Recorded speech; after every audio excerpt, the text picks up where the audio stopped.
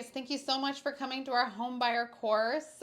Being a first-time home buyer, you might feel nervous, overwhelmed, intimidated, maybe uncertain about what the next steps are. So this course is to help ease some of that intimidation or feelings of anxiety. We're going to let you know everything that you need to know from the beginning to the end of the home buying process. We're going to go through each of the steps. We have an agenda. It's going to take about an hour to get through all of the material, but we're going to talk about the steps to home ownership, the current market, some of the different loan programs, 5 most common mistakes that home buyers make, how to save thousands of dollars on your mortgage, and some costs associated with purchasing that have nothing to do with the actual purchase price. We're going to do some do's and don'ts, and then we're going to go over commonly asked questions.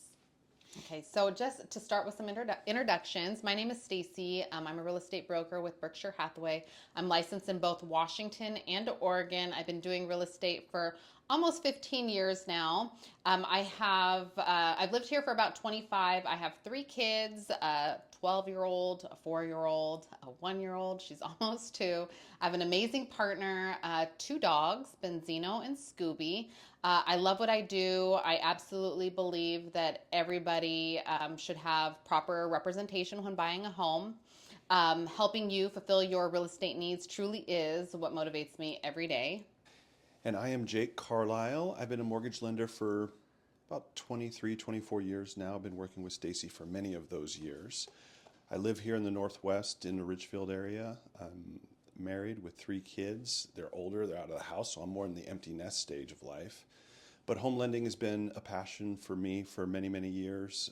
I love helping people use mortgage as a tool to build generational wealth because I at one time was a renter, and I can see where that money just does not serve me, paying rent every single month. So when I became a homeowner and got into lending many, many years ago, I saw the value and how it could help people.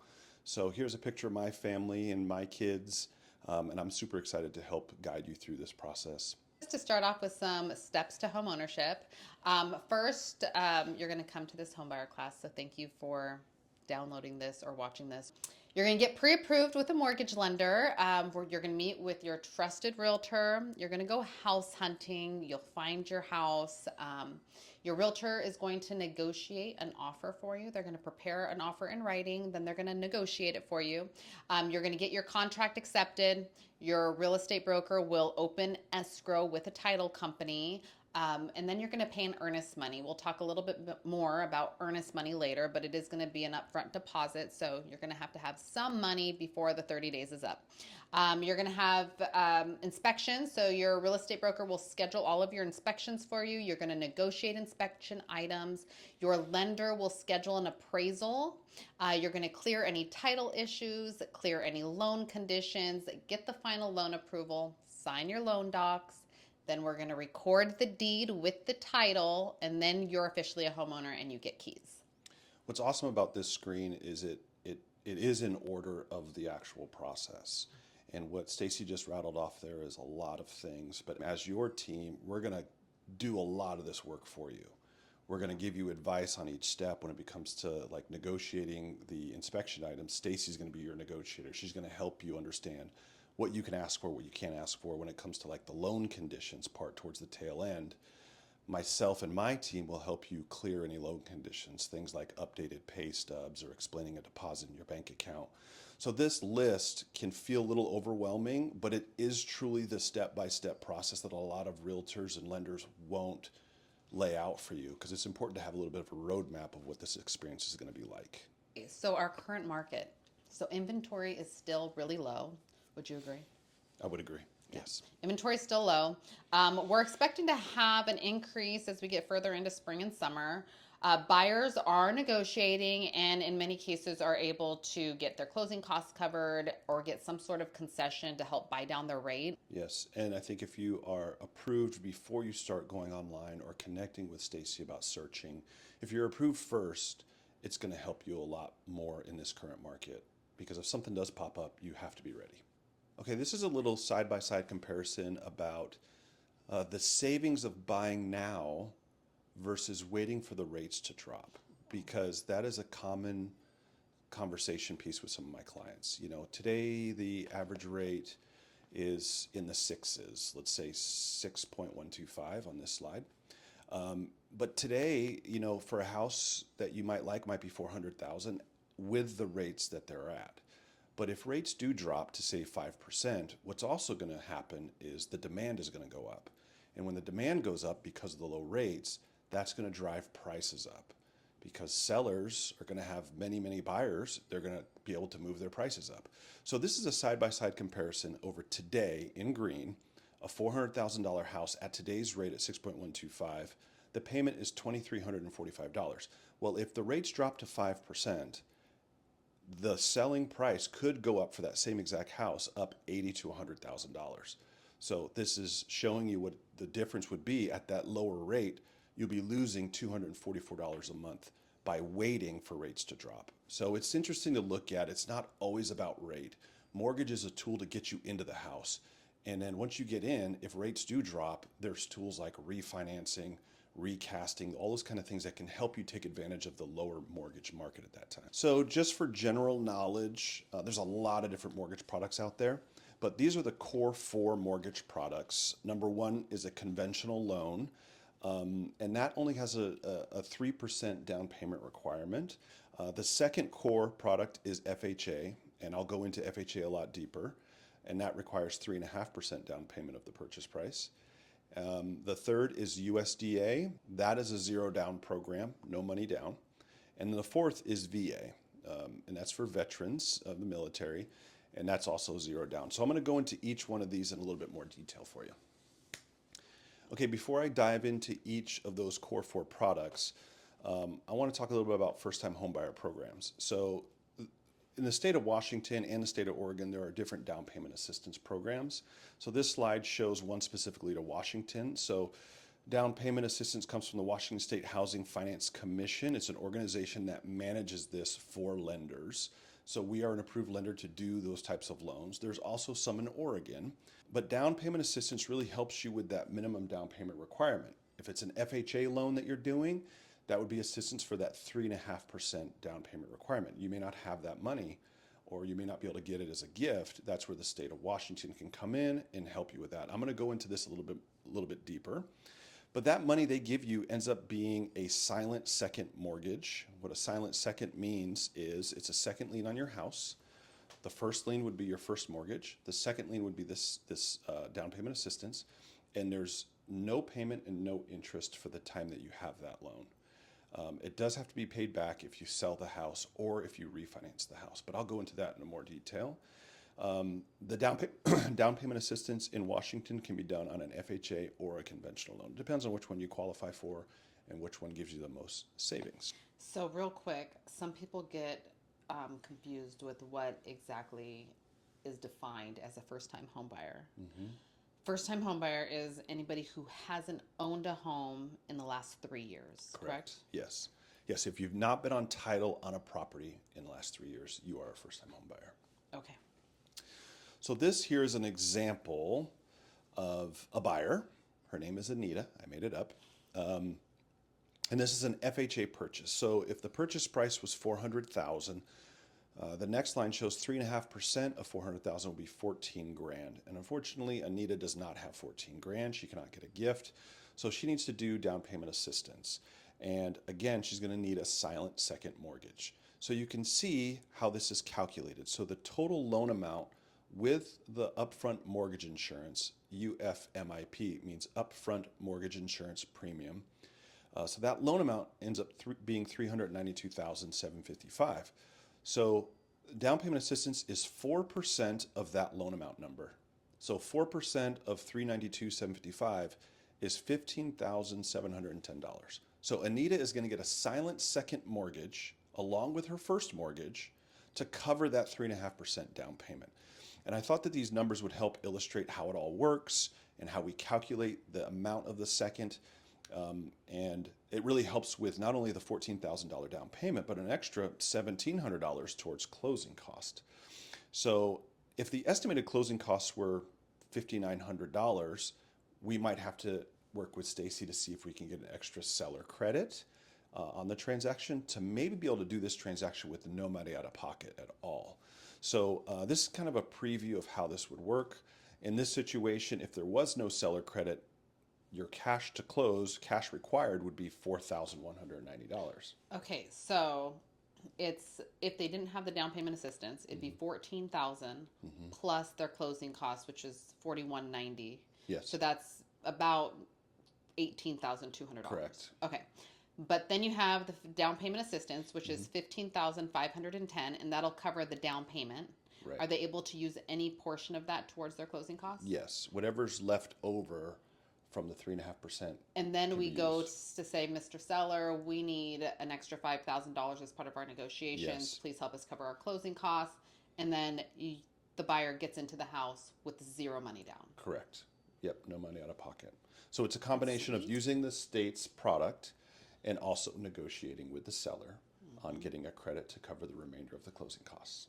There is another program available in Oregon, Washington, Idaho, many different states in the Northwest, called the Home Start Grant. Now, this is a grant that gives the home buyer $15,000 towards their closing costs, prepaid items, or their down payment. And the grant is forgivable after they own the home for 5 years. So as opposed to the Washington State down payment assistance, that's a silent second. It sits there. You have to pay it back. The Home Start Grant is a unique program because the funds are forgivable. It's truly a grant. Now, you have to qualify for it, which means you can't make too much money, and the lender will help you find out if you qualify for it. Now, this product comes and goes. So it's available at the beginning of a quarter, but once those funds are used up, they're gone until the beginning of the next quarter. So I think about it in January, in April, those types of months is when I think about the beginning of a quarter. But right now we're actually doing this. Recording this in 2026, and we're preparing for the second quarter of the Home Start Grant. So we're probably going to be issuing some grant funds in the shortcoming. But could you pair this with anything else? Yes, you can pair it with other things. You can pair it with a rate buy down. You can pair it with. You could do a VA loan. We have no money down, but let's say for closing costs and other items, you could use this $15,000 grant. So you can still get Home Start Grant with the VA. Okay, so I've done home purchases with clients who were a member of a tribe, and they would get $20,000 from their tribe. Yes. Could they pair that with something like this? Yes. They could. Okay. So a tribe, an employer, those are all approved sources of gift funds. Okay. So an employer could gift you 10 grand, and on top of the 10 grand from your employer, that could be a bonus. You could have this Home Start Grant funds. So that's pretty sweet. yes. Yeah, that's pretty sweet. And so what does, let's just say somebody did have their down payment, but they still wanted to use these funds. Yes. Could it then be used as a rate buy down? Yes. Yep. It doesn't have to be used all for down payment. It can be used for a portion down payment. It can be used for anything. It can be used for anything, which makes it pretty unique. Yeah. That's Whereas the down payment assistance programs through the state of Washington and the state of Oregon, their funds are usually paid back, and they have to be used in a certain particular way. And you have to use their interest rate so on it really the first is mortgage. just a grant. It's just Right. free money. Right. Now, in the instance, for example, somebody says, okay, I'm going to live here for 3 years, but now I actually have to sell my house because something happened, whatever. Then that money has to be paid back out of the sale proceeds. Correct? And not all of it. It's amortized. Oh. So if they're in it's 5 years, so it's 15 grand. And if they have to sell after 2 years, they probably have to pay back 10, 11. Okay. Oh, that's pretty cool. Yeah. Okay, and then after 5 years, it just falls It's gone. off, and Yep. wow, Yep. that's a cool It comes and program. goes. So right now it's there until it's gone, and then I'll have to come back later, maybe in the summer. How fast do the funds go? The summer months, it goes faster than the winter months. But I would say it's weeks. It's not months. It's like okay, so you want 3 to get in 5 the first weeks, those few funds are weeks. gone. Okay. Yeah. So let's say April 1st, is the start of a new quarter. By the end of April, they'll probably be gone. Okay, so somebody comes to you and says we're going to get approved for a house, and they want to use this program, this grant Yep. program, and we find a house, but at what point do they know they're getting those funds? So that's a great question because we have to plan as if they don't get these funds.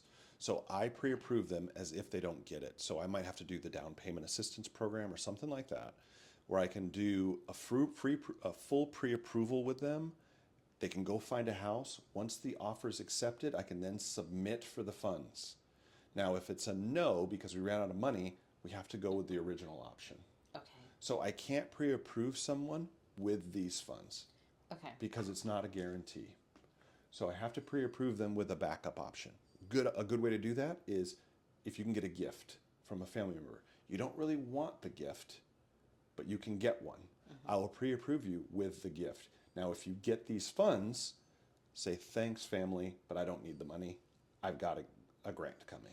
Okay, so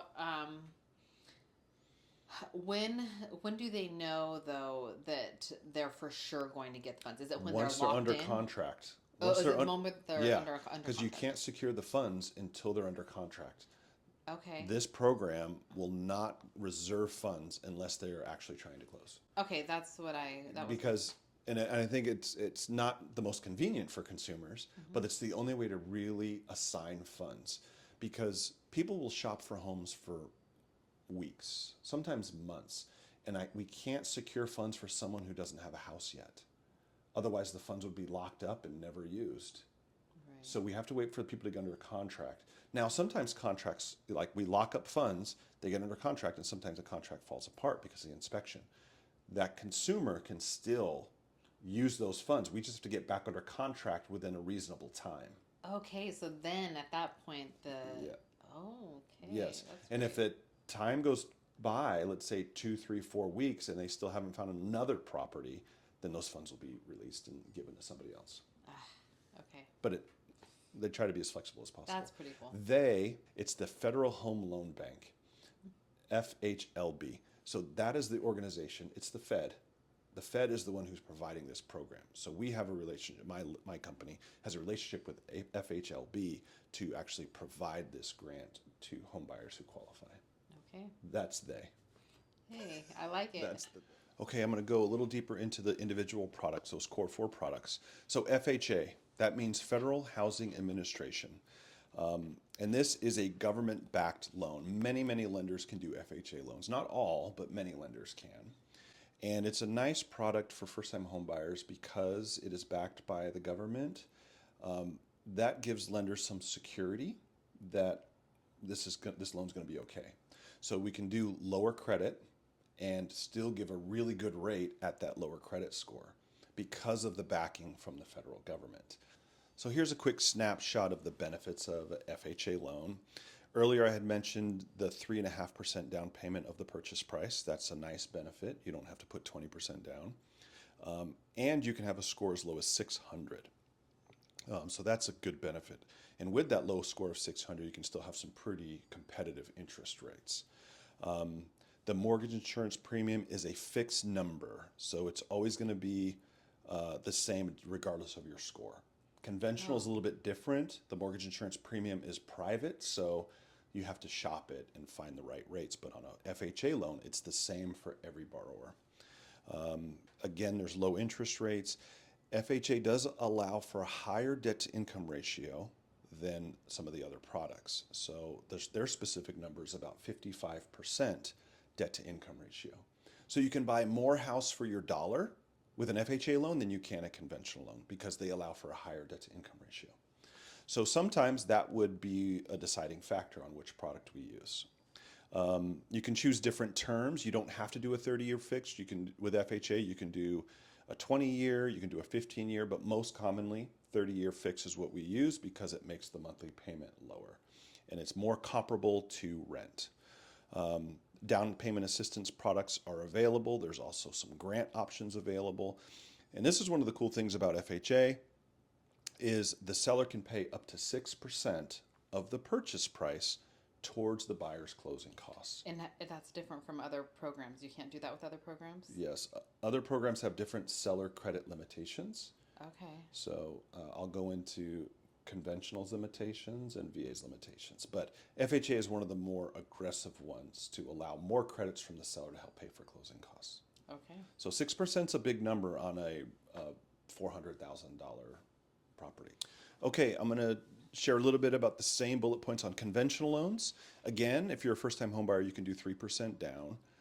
If you're not a first-time home buyer, it's going to be more like 5% down. But still, it's a low down payment options. There are some misconceptions that you have to have 20% down to buy a house, and it's just not true. Very few of my clients use 20% down of their own cash, especially for their first house. Mortgage insurance may be cheaper than FHA based on your credit score, but again, credit score is a big impact with conventional, where it's not as big of an impact for FHA. So if you have a high credit score, conventional might have better mortgage insurance than FHA. So I, as a lender, would advise you to look at the conventional loan over the FHA loan if you have a high credit score. High being 720, 740, 780, something like that. Low is more like in the 600s to 500 range. But if you're in the 700s, a conventional loan might be a great first-time homebuyer product for you. So when someone says a conventional loan, those are actually managed by two government agencies, Fannie Mae and Freddie Mac. If you do some Google searching, you can read a lot about these two organizations, but these organizations really dictate what can be done with a conventional loan, the guidelines. All that stuff is ran through Fannie Mae and Freddie Mac.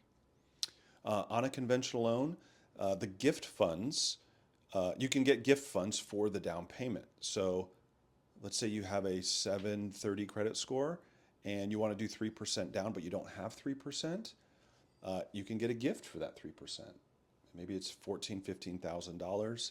I just did a loan for a client here in the Northwest, and they got a nice gift from family, but they didn't have any money, but they're a first-time home buyer. All the down payment was gifted to them. So it must be nice, but it could be a good thing to help you get through it.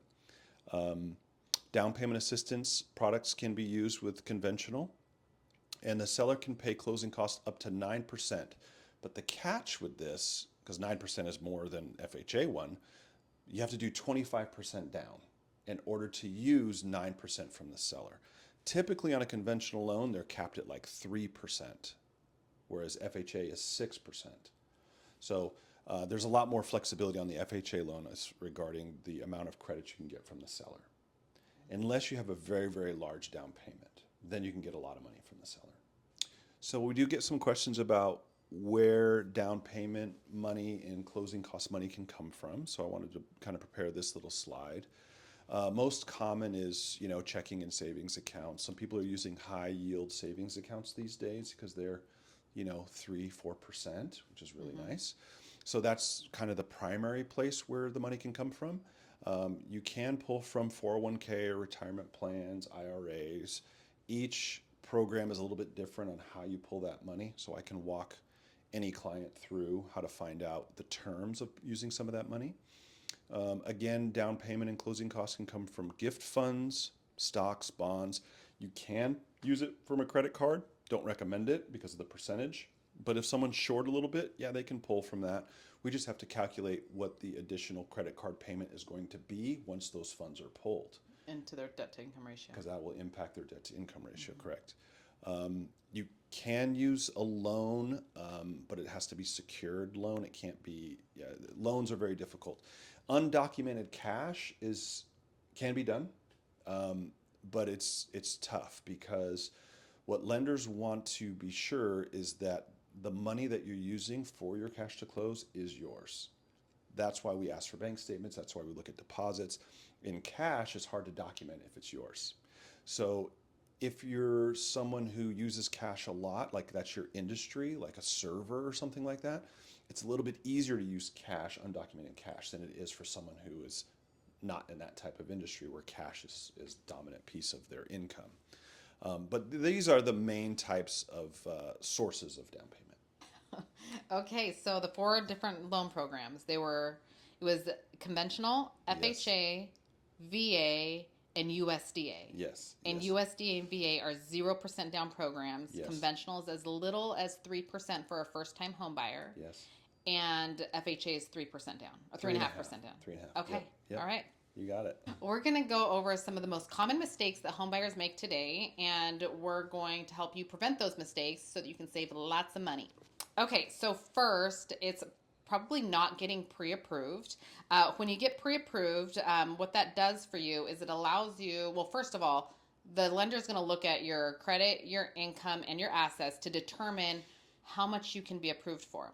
And by doing that, that allows you to know how much you can afford. So you're not just going shopping blind. You don't fall in love with a house that's $600,000, but realize you can't afford more than $500,000. Okay.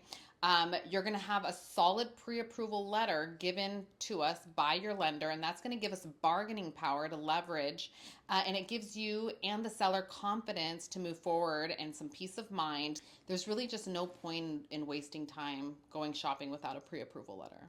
No, but over the many years of us doing this, we know that houses are more interesting than mortgage and finance. And of course, with the internet, it's so much easier to see houses now. Well, and also now I get calls from people who want to go look at houses, but a lot of people won't let you go into their house unless they know that you've spoken with the lender and you've gotten pre-approved. Right. It's just a big time waster if you don't get pre-approved. It shows that you're serious. Okay, so once you get pre-approved, it's really important to maintain your credit profile throughout the entire process of purchasing a home. So once you're approved, you don't want to make any large purchases. You don't want to max out any of your credit cards. You don't want to finance anything or open new credit accounts. You want to wait until after you close on your home to buy any furniture, appliances, a car. Anything that you do that could impact your credit can and most likely will change your ability to buy the house. Yep. And I think a lot of that is just communication. Like if something does happen, car breaks down and you need to buy a new car, it's okay. And if you're in the process of shopping for homes at the same time, just communicate with your lender on what you're thinking of doing and we can help you through it. We just don't want the surprise, because the surprise can throw everything off track. Because we can help you say, okay, you can go get a new car. We're gonna have to explain it to underwriting, but let's make sure that the payment is under $300 or something. Yeah. So that's important. It's the surprises that really hurt the transaction from our experience. Mistake number 2 is not having proper representation. And actually, I'm seeing more of this now since the lawsuit a couple years ago. Can you explain a little bit what that means? What lawsuit? Okay, so a couple years ago, there was a lawsuit, and it was basically homeowners who were selling their homes felt that it was unfair that they were paying 2 commissions, a buyer's agent and a seller's agent. And they felt like maybe they could have gotten more money for their home had they not had to pay, a buyer's agent commission. And so what it is now is the seller pays a seller's agent commission, and the buyer's agent negotiates their commission with the seller. Now, in most cases, for example, for me, like if I'm taking a listing, I still present the same way. I say, okay, this is a 6% commission, and I will take a piece of this to pay to the buyer's agent if you agree. And usually that's fine. So for buyers, there may be some times where you have an agent who's going to ask you to pay their commission because a specific house that you like, they may not be willing to pay a buyer's agent commission. And if that's the case, then it's something that you have to talk to your real estate broker about. But at the beginning of any relationship between a buyer and a broker, this is totally explained, and you actually have to sign a contract that states whether or not you prefer to only see houses where the seller is offering a commission, or if you're open to seeing all houses and you understand that there may be, a time where you have to pay your buyer's agent. Got it. Now, a buyer's agent may say, okay, well, I charge 2.5%. and the house that you like, they're only offering a 2% buyer's agent commission, then, most agents are just going to take the 2%, whatever, Right. but they might come back to you, the buyer, and say, could you cover the other 0.5%? Right. Okay, but I do think that no matter what, you should have proper representation. And I just feel like since the lawsuit, I've been getting, even on my own listings, where a buyer just comes to me rather than having their own agent. And so then I really just have to kind of refer it off because I represent the seller. Yeah. And it ends up being just a lawsuit, because if Yeah. something happens or you're not happy at the end of it and you didn't have proper representation, then you can just point the finger at the other agent, and it's just not safe. Really, everybody should have their own representation. And in most cases, 95% of the time, it's a free service to a buyer. Right. And a lot of people just don't know this. They want to look for homes. They're driving around their neighborhood. They see a listing sign. They may not be approved yet, and they just call the number on the sign, say, I want to look at this house. So there's nothing wrong with that assumption, but there are a lot of different elements in the background. Like you should Yeah. have your own realtor. And that agent that you call can send you to a really good realtor in their office. It's not, they can still help you. Yes. When you have your own representation, you really have somebody who's looking out for you. They're going to understand the timelines in the contract. They're going to understand all the verbiage in the contract. They're going to be able to negotiate on your behalf. And a lot of buyers, they think that, if they go directly through the listing agent, then the listing agent then takes the lesser commission, and therefore the buyer gets a better deal. And that's really not the case. Right. Okay, and then even working with builders, I still stand by making sure that you have proper representation. Your broker can go ahead and work directly with the builder to make sure that you're completely taken care of. When you walk into a builder's office, they have their sales agents there, and they're very nice and they're very helpful, but their job is to make sure that they are representing the builder. They want to make sure that their employer is winning in this whole thing. So it still is a good idea to make sure that you have proper representation. Again, this is 95% of the time a free service for you. And they help you make some of those financial decisions as you build, because when you go through the design studio, there's so many things that are just so beautiful, like the mantle that's an extra $2,000, or the backsplash that's going to be an extra $700, or the wider plank flooring, or the baseboards, or the crown molding. There's just the list goes on. There's so many things, but if you have a goal of being in the home for 5 to 7 years and you want to move on, then maybe making some of those financial decisions just aren't the right decisions to make, and your real estate broker is going to help you do that. Also, you go through your inspections and your final walkthroughs. You just want to make sure you have somebody on your side. How many times, Stacy, do you have a first-time home buyer that actually goes through this process with a builder with you? Yes, I've probably, I want to say, maybe 5 or 6 times. I guess first-time home buyer, these homes are usually pre-built. Yeah. So they're not, you don't really get a whole lot of options of I guess you get options of picking colors. You get 3 options of 3 different floorings or something like that if it's not complete. But I want to say, like, for example, D.R. Horton is huge right now. They have a lot of first-time home buyer type homes, and most of those, like, they phase them. So they wait until they're built before they start advertising them, and then they go on to the next phase. I see. So I would say it doesn't happen so often that you go from like the design studio part, but it definitely happens that a home buyer is going to go directly to the home builder model home or whatever it is, and then talk directly to those agents. And then it's just that they take on those agents, and I'm not saying that those buyers don't end up being happy, but I think you just don't know what you don't know. Overwhelming process of all the different decisions to make. And if you don't have a realtor there to say, hey, maybe you want to back off on all of these extra expenses because you're not going to be in the home for 10 years. So I can see how that representation would be helpful. So mistake number 3 is you don't want to max out your budget. And I think this is your slide. Yeah. This is a fun slide for me because we're talking about mortgage as a tool. And if you max out your budget, let's say the budget is your debt to income ratio, right? Let's say that you're maxed out at FHA's 55% debt to income ratio. The remaining 45% of your income that you have is going to be for groceries and all this other stuff. But I wanted to build this slide to share with you what you could do from a savings standpoint if you didn't max out, if you had an extra $50, $100, $200 a month that you could put towards your principal of your loan. It's just like a credit card or a car payment. The industry, the banking industry, wants you to make a minimum payment. If you make minimum payments, they win. They make a lot in interest. So in this example, the minimum payment's the first column.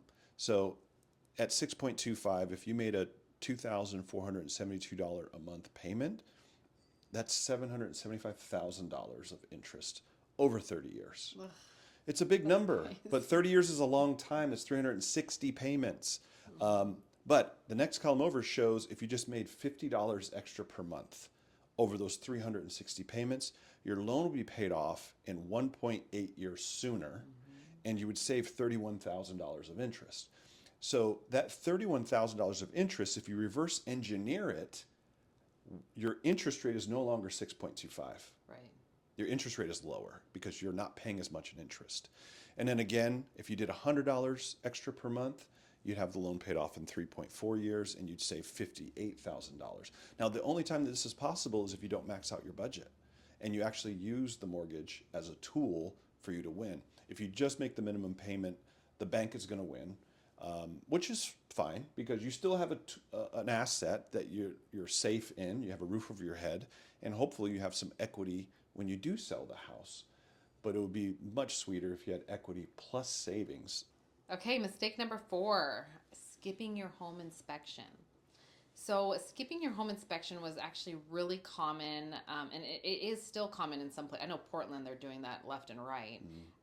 But when you're either in a price range or you're in a market where there's so much competition, sellers have their house on the market at 8 o'clock in the morning and then multiple offers, the next day by 8 o'clock in the morning again. It's just, then people are like, okay, what can I do to get this house? And a lot of times they're like, okay, I'll even skip the home inspection, and what's so scary about that is that you're completely unaware of any deal breakers. So you could have leaky pipes, you could have a sewer line that's crushed and you can't see it because it's under the ground. You lose a lot of your negotiating power. So the moments of negotiation are going to be when you write your offer. That's the first time that you're able to negotiate, right? Is you write the offer and you're trying to get a good deal, whatever, get your closing costs paid, whatever. Okay, and then you have your inspection. And if you decide not to have an inspection, you lose that whole opportunity of negotiating items, additional costs, maybe some extra seller credits. You inherit non-structural safety issues like radon because you won't have a radon test. If there's carbon monoxide, you won't even know. If there's mold, you have no idea. And then you also miss the opportunity to forecast repairs. So you go through a house and maybe in 5 years you're going to have the roof replaced. Maybe in 2 years you're going to want to think about painting the exterior, or there's just a number of things, and it's with every single house. Every single buyer goes through this where there's like, okay, I want to do X, Y, and Z over the next 5 years. What is it going to cost? How do I budget? You miss that opportunity. I have a client right now, made an offer in Portland for $385. Nice little small house. I know the client really, really wants this house, and they were going to skip their inspection. But the agent said, don't do it. Do your inspection, because this client wanted to move pretty quickly, move into the house. So they did not skip the inspection, and I did not order the appraisal until the inspection was done, because I don't want everyone else to know that this client wants to move forward so fast that we want to order the appraisal. The inspection came back, and it had a lot of items on it. None of them are deal killers. The client still wants this house. So the client was advised to just either ask the seller to fix it, ask the seller to put money in escrow so it can be fixed later, or ask for large credit. And so they chose the large credit. So they got a $16,000 credit. See, and there you go. Yeah. Had they not done their inspection? Yes. So this client now has a $16,000 seller credit that they're going to use for their closing costs and rate buy down and all these cool Yeah. things that they wouldn't have had if they would have skipped. Okay, so mistake number 5 is skipping the final walkthrough. So if you think about it, you got your home inspection within the first 10 days, but you still have 30 days, sometimes 45 days before you close on a deal. So that's like 2 to 3 weeks from the time that you had your home inspection until the day of closing, and anything can happen during that time. Okay, a lot of times the seller will have agreed to leave certain appliances, they will have agreed to certain repairs. They would have agreed to leave the home in a broom swept condition. They will have agreed to remove some personal items. The seller will have agreed to leave the home in a condition that you're expecting to receive it.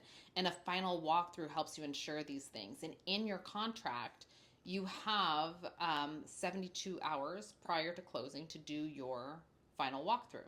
So 3 days before closing, you can schedule a final walkthrough. And that is another small time to negotiate. So if the seller has agreed to make certain repairs and the repairs are not done, you can hold off closing and say, I'm not closing this until this is done. Mm-hmm. If the seller took out the refrigerator, but in the contract it says he needed to leave it, you can hold off closing and say, I'm not going to close on this until you put in a refrigerator. I had a situation where the seller got a puppy and the puppy chewed up all the baseboards a week before closing. And if you don't do your final walkthrough, you won't know. And then you move into a house that there's no going back. You can't turn around and unbuy the house. Right. So you have to do your final walkthrough. It's kind of like buying a car without test driving it at the end. You Yeah, got to go test drive it. You got to make sure everything is what you expect. Okay, so the 5 most common mistakes is 1, pre-approval. Yes. 2, representation. 3, don't max out your budget. Correct. 4, don't skip your inspection. And number 5, don't skip your final walkthrough. Okay, so just a quick overview. The first thing you want to do when you're getting ready to purchase a home is speak with a lender, a mortgage broker.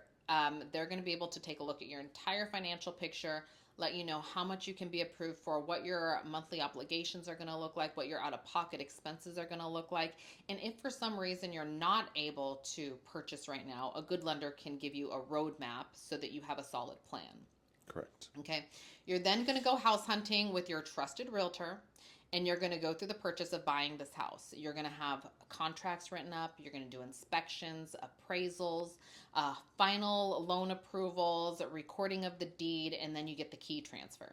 All right. Now, like Jake said earlier, a lot of these things you don't really see. So, like, for example, the appraisal, you're not going to schedule the appraisal. You probably won't even be there for the appraisal. Right. But Jake will work with the realtors to make sure that that's taken care of. Yes. And then you're going to need to maintain your credit profile throughout the entire process. So again, I mean, no large purchases, don't max out your credit cards, no new credit. You don't want to move large amounts of money into new bank accounts. You don't want to do anything that has to do with money. You just want to leave it as is throughout the entire process, right? Yes, and nothing kind of sneaks by a lender. Once we pull your credit and we're build a file for you, there's credit monitoring that happens. So we will know if there's a new pull, and then we're going to have you explain it. So it's just important just to communicate with your lender if something needs to happen. Yep. And then make sure that you're working with somebody that you can trust, somebody that can answer all of your questions, somebody that is looking out for your best interest. Someone who can guide you and set the right expectations for you up front. You're going to want to create a budget, something that will allow you to maybe pay a little extra towards your principal balance. So don't max out your budget. Remember, this is only adding to the equity. Okay, so you're either going to be a renter or a homeowner. Being a homeowner allows you to build wealth. Renting is great when we need it. We're all blessed to be able to rent and have a roof over our heads. But we're also helping the owner of that home build their credit, and we get none of that, or build their wealth, and we get none of that back. We did a thing. It was like if you pay $3,000 a month for rent over the course of 5 years, that's $180,000. and none of it comes back to you. No. Not in the form of No equity, equity. nothing. Right. Okay, so some costs associated with purchasing a home. Hmm. Okay, actually, can you explain closing costs? Because a lot of this is closing costs. Yes. I'm going to explain closing costs, but a lot of the terminology that's used is cash to close. So your cash to close a transaction is really what you care about. How much money do you need to use? Cash to close makes up three things. Your down payment, if you have some, if you're doing a 3% down payment, it includes that. Your fixed closing costs, which would be these loan fees, appraisal, things like that. And then your prepaid taxes and insurance upfront. Because your monthly payment has property taxes and home insurance in it, you have to prepay a little bit. So your cash to close includes those three things. From a closing cost standpoint, there are loan fees. So each lender has different loan fees. We have an underwriting fee, a processing fee, there's an appraisal fee, and then there's some third-party fees that are part of closing costs. Title and escrow company. So you have to have title insurance. So all these closing costs combined usually make up $4,000, $5,000 of closing costs. That's the first two fees. Yep. But I'll let you talk about the other ones. Okay, so then some of your upfront costs. So when you buy a house, you're going to want to do your home inspection. We just talked about that, right? So depending on the size of the house, if there's outbuildings, you're probably looking at a minimum of like $425. But it can go up. It can go up depending on the size of the house. So I'm seeing on average, we're doing like $425 to $650. And that's an out-of-pocket expense. It's not a closing cost. That is something that is due at the time of inspection. Okay, my recommendation is also not just to have the home inspection, but radon and a sewer scope. So radon is a gas that comes from the ground. It is the number 2 leading cause of cancer. Oh, Is that crazy? I didn't know that. Yeah, I know. Nobody knows that, right? And it's like, those people that never smoked cigarettes, but yet they have like COPD or they get lung cancer. And we always are like, oh, it's secondhand smoke. I feel like that's what I grew up with. Radon just seeps out of the ground? Yep, it just comes up out the ground. Yeah, but it's not everywhere, right? So it's not, well, okay, radon is everywhere, but the levels are higher in some areas. So you want to have a radon inspection, because higher levels mean that you're at risk for cancer. So that's really important. And it's not to remedy that, if a home does have it, is like $2,000 to $2,500. And so you want that to be a seller cost, not a buyer cost. Right. Right? Also, the sewer scope. So we can't see under the ground. It's really important that you make sure that your sewer lines are... Oh, God, I have a horror story. It's actually my mom's house. Okay. So my mom lives right here on 4th Plain, and she has a house built in 1910, and it's got a party line with the house next door. And a party line is where in the road they meet. The sewers meet. Yeah, the sewer lines meet. And so my mom has a triplex. She lives in the basement. She has a family living on the main floor, and then she's got another family living upstairs, up on the top floor, right? And so because she's at the lowest point, if there is ever any issue and there's a backup, it comes up in her basement. I see. Okay, so the party line. There was a clog in the middle of 4th Plain Boulevard. And there ended up being a clog, and my mom started getting other people's sewage up in her shower. It's coming up through her shower. And so the cost is $60,000 because they got to tear up 4th Plain Boulevard to do it. And who pays for that? My mom has to pay for that. Really? Yeah, my mom is going to split the cost with the little house next door, but she's got this 3,700 square foot house where this other one is like 820. Wow. So it's like, okay, she's going to take the majority of that cost. Wow. But a sewer scope would prevent, is basically a camera that says it can look through everything. What's in there. Yeah, it can look through. It just looks through the whole sewer line, and so it's really important to get your sewer scope done. And it's only $250. Right. It'll save you $60,000. Yeah. let the seller take care of Yeah, that if there's an issue. it's crazy right now. But anyways, so there's that, and then you have your down payment. So we talked about down payment. It can be as little as zero money if you're using some sort of grant program, but typically you're going to see anything between 3% up to 20%. But 20% is a total myth. You Yep. do not have to have 20% to buy a house. Right. 20% down is a good place to try to get to over time, but that might be your second, third, or fourth home. And the way that that happens is not because you saved, $100,000 in your bank account, is because you're selling a house that has $100,000 of equity. And then you sell that house and you take that money and you put on your next house with 20% down. Now you have no mortgage insurance, you have a lower mortgage payment, but that is just part of the process. Is like, buy your first house, build it up, get some equity, save some money, put more towards your mortgage. That way, when it's time to sell that, you're going to have a lot more to put down. That's the generational wealth concept. And if something was to happen to you or your family, in your will, you have your property, you have all of your assets that can be passed down to other people. Yep. And then finally, we have the earnest money. Okay, so the earnest money can be anywhere between like a half to 1%. That's considered a strong earnest money deposit. And so what that is you say, okay, Mr. Seller, I'm really serious about buying your house. I want you to take it off the market and accept my offer and not consider any other offers. In order for the seller to do that, they're going to want to see that you're serious, so you have an earnest money deposit.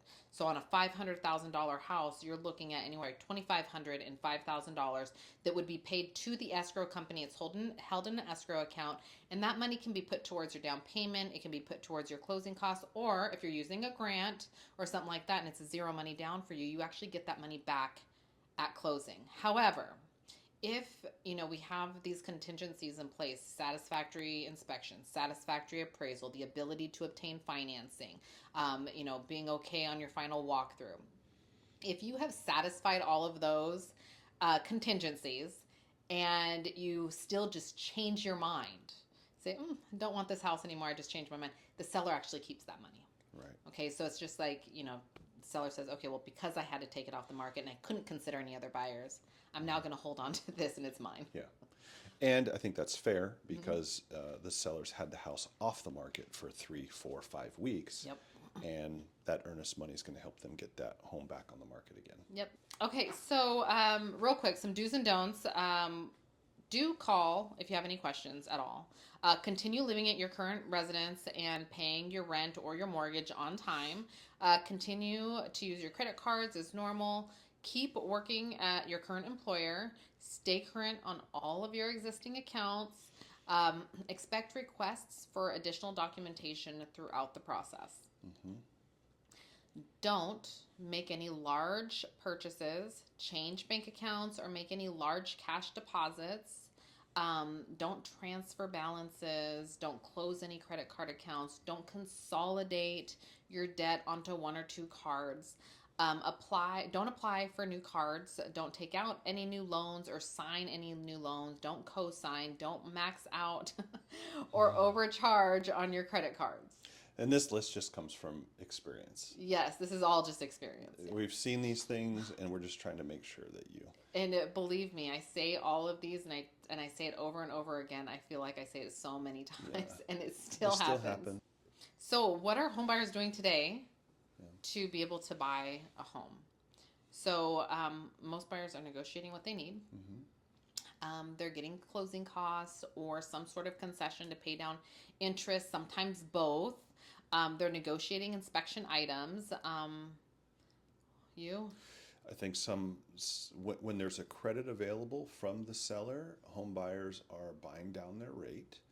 And I usually share what rate buy down is on an individual basis because some people don't have the room for a rate buy down. But you can get from 6.25% all the way down to like 5.25% with a cost.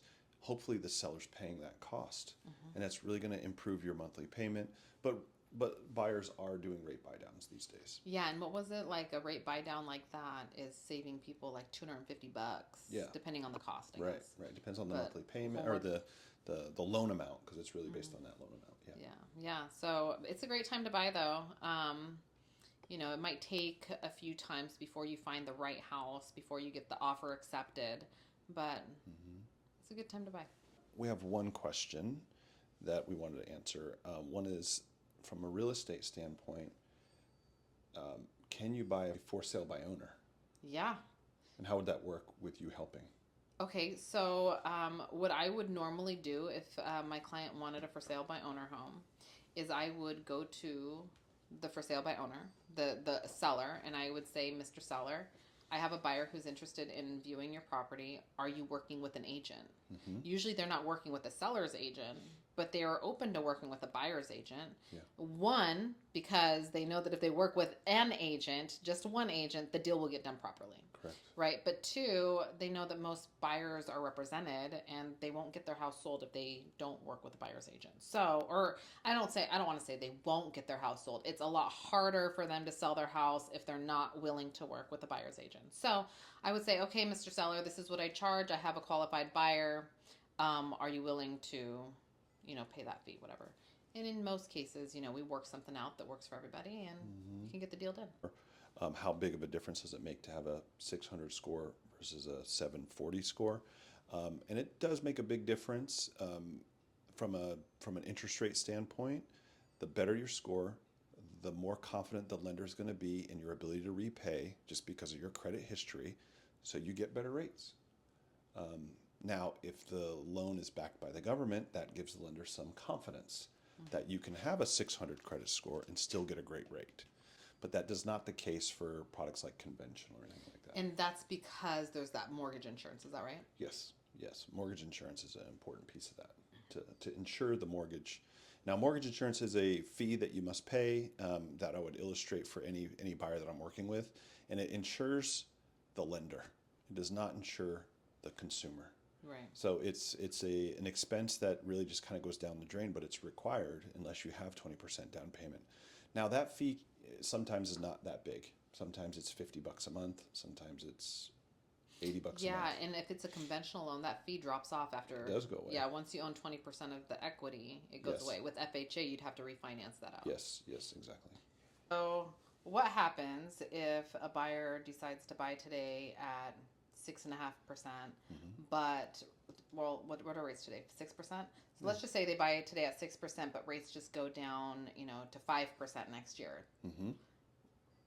Yeah, I think that's a great situation because they're going to have purchased the house at current prices with a little bit higher rate, but all we do is we do a refinance. So you can refinance a car, you can refinance a house. So basically, you ask the lender to redo the mortgage. The lender will reassess the value, get a new appraisal, will pay off the old mortgage, and build a new mortgage at the new 5% rate.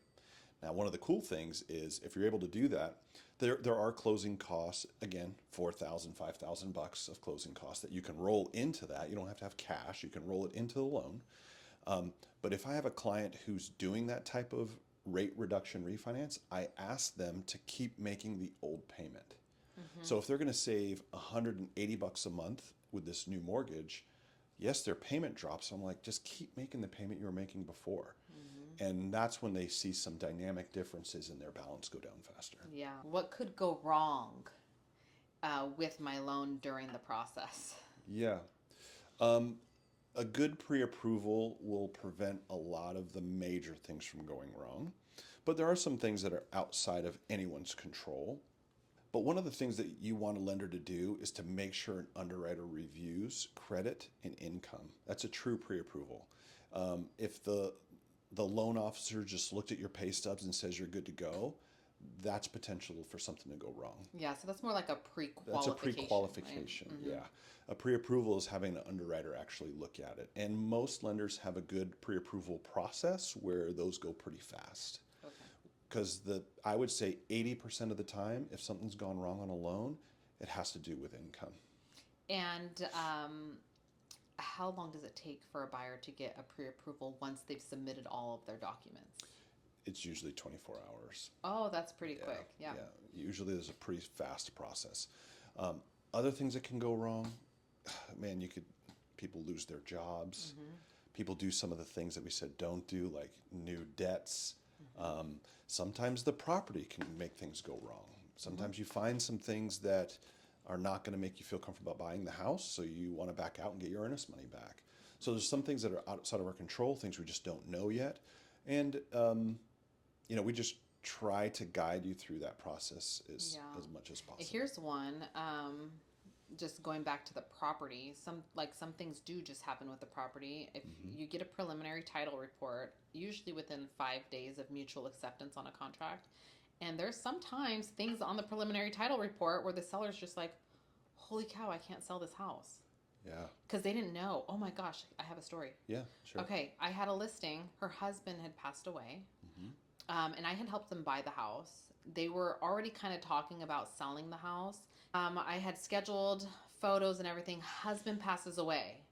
And so we pushed everything out because now this is a terrible situation. Well, we finally get the house on the market. Apparently, husband had $120,000 worth of taxes that he didn't pay. Oh, wow. And IRS got informed that he had passed away and immediately put a lien on the property. Wow. Yeah, and so she could have sold the property and used, $250,000 to, put towards the next property for her and her son. Yeah. But now $120,000 or more, probably, I think it was more than that, is being taken out of that, and she's just like, I can't even sell now, but now I'm stuck. Yeah. Yeah, so there's things that can't happen. I mean, if we were in contract with a buyer, that would have been terrible. Oh, that's awful. Yeah. Well, one of the things that protects a buyer from things like that. So if a buyer's going to buy this cute little house, of course you don't know the family that you're buying it from. You don't know what their debt situation. You shouldn't know. It's none of your real business, really. But one of the fees that you pay in the closing costs is title insurance. So title insurance protects you from something that the seller may have had in the past, that someone tries to lien that house that's now yours. Right. So if you own that house, there is an insurance policy that protects you from somebody else's debts leaning against that house. Yeah.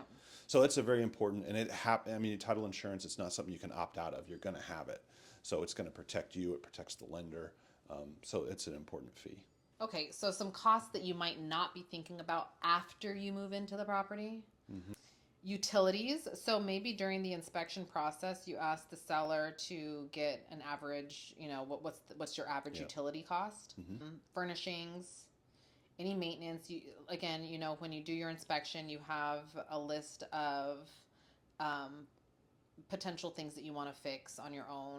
And also thinking about, as a renter, what goes wrong in your rental house, or the rental apartment, appliances go out. Appliances go out. So those are some of the things. You're going to have the same thing. You're just not going to have somebody call. Yeah. You have to get your own handyman, or you have to have your own ability to make those fixes on your own, because it's now your asset.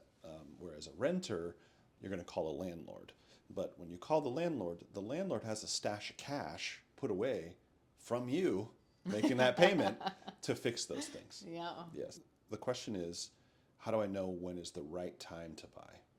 Okay. And is there a right time to buy? There is a right time to buy. My opinion on that is when you are financially ready. I would not chase the market, because if you're chasing the market, then you're saying to yourself, oh, prices need to come down, or oh, rates need to come down. But if you look statistically, just look over the last 20 years at the same house that's sold over and over and over again, it's always gone up in price. It's never gone down. Right. So waiting for the prices to go down is not the right move. Waiting for the rates to go down, it's like you said, the rates come down, demand goes up, and prices go up. Yeah. So I would say when you are financially ready. The term, I need to find the right time to buy, is more of a term that investors use. And then that kind of somehow trickles down to other home buyers that aren't really chasing an investment. So if you're an investor, you want to buy a house in order to flip it, or in order to get cash back out of it in 2 or 3 years. Some flips are 90 days. Those are people that are trying to time it. Buy it low, sell it high. When you're trying to live in this home, like Stacy said, over time, it's going to rise in value. Yeah. It may not rise fast, and sometimes it may skyrocket. But over time, it's going to go up. Yeah, the right time to buy, I would say, when you're ready to buy. When you've got, your 2 years worth of employment, Yes. when you've got, some savings that you feel comfortable enough to move forward. What do you think? I think the sooner the better. I'm speaking from experience. When I'm recording this, I'm 50. I lived in Texas with my family when I was 24, 25. I should have bought in Texas.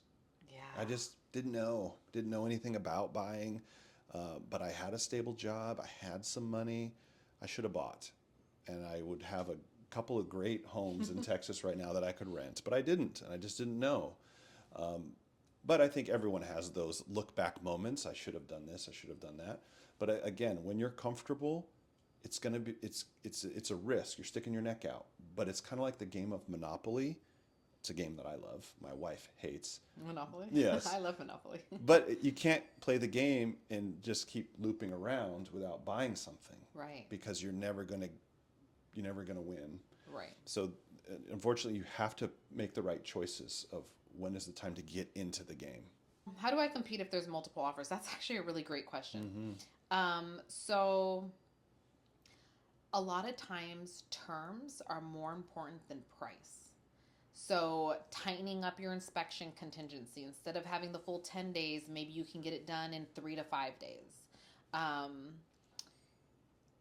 would talk with the seller, figure out what it is that they want. So make sure that usually a good real estate broker would do this anyway, but have your real estate broker talk with the listing agent, say, what is it that they need to make their move? Like, what do they want? What would be an ideal transaction for them? And try to implement that. So if that's, seller needs a rent back for 60 days, give them the rent back for 60 days. Yeah. Tighten up the tighten up your contingencies.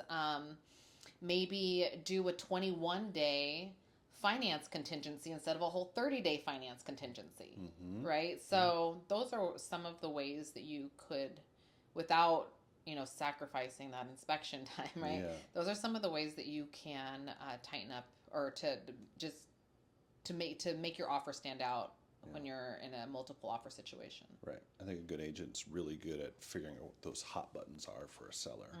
Because if they're looking at two offers that are very similar in price, but this one that you put together has some of those hot buttons, whether it's a rent back or something, they're going to probably choose yours.